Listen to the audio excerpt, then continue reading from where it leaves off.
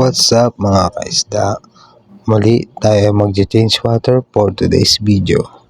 2 weeks na kasi natin change water to eh. Okay, simulan na natin.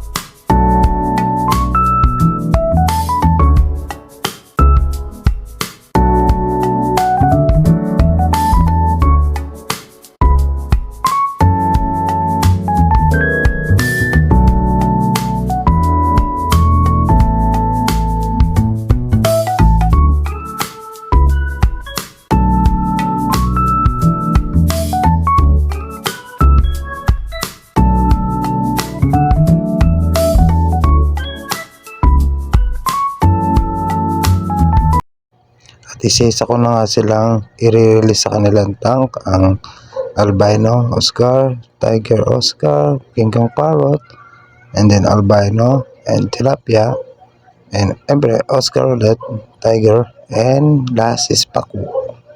At mga kaisda, after ng mga ilang minuto, nalinis ko na rin siya, at lalagyan na lang natin ito ng stock water.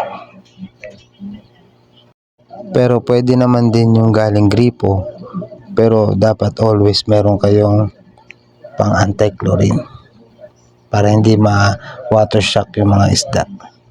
Pero kung wala, recommend ko na stock water talaga. At ayun nga, at bubuksan na natin ang aerator para mag-circulate din yung water sa ating top filter. Ang mga kaisda, mag-aantay lang ako dito ng mga 5 minutes bago natin i-drop yung mga isda. At ilang minuto mga kaisda, na-acclimate ko na rin sila. Kung mapapansin nyo, may dalawang albino, tumalon lang yan sa plastic, kaya nasa labas na kaagad sila.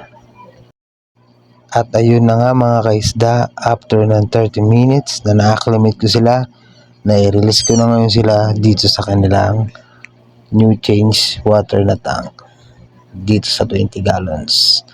Ayan na sila. So hanggang dito na lang tayo mga kaisda. Don't forget to subscribe my YouTube channel for more update. Peace out.